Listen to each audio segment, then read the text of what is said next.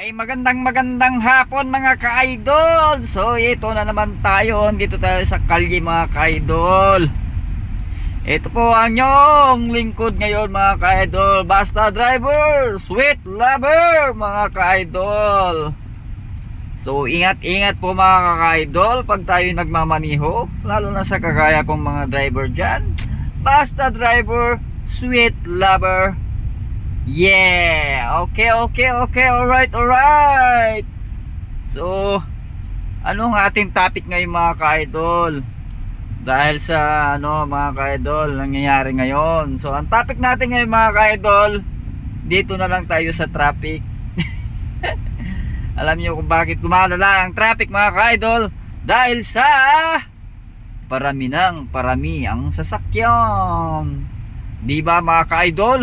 So araw-araw pa naman may naglalabas ng sasakyan, o kaya buwan-buwan, o kaya every week, ganun mga ka-idol.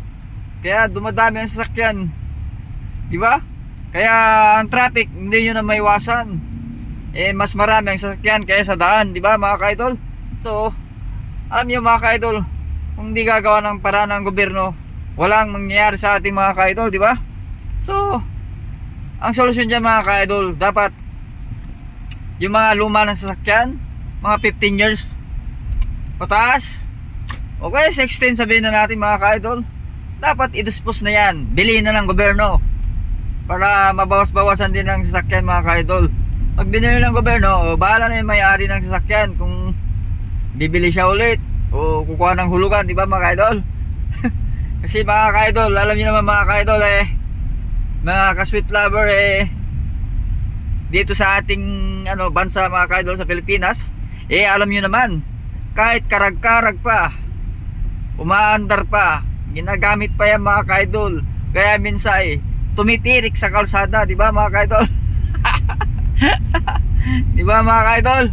Alam nyo, lalo na yung mga jeep natin mga ka-idol na sobrang luma na, gumagana pa rin, umaandar pa rin, pinampapasada pa rin mga ka-idol. Yung alam mo yung mga ka-idol, pag uupo ka sa jeep na yun may mga kalawang na masasandalan, o kaya may kalawang sa maupuan, diba mga ka-idol?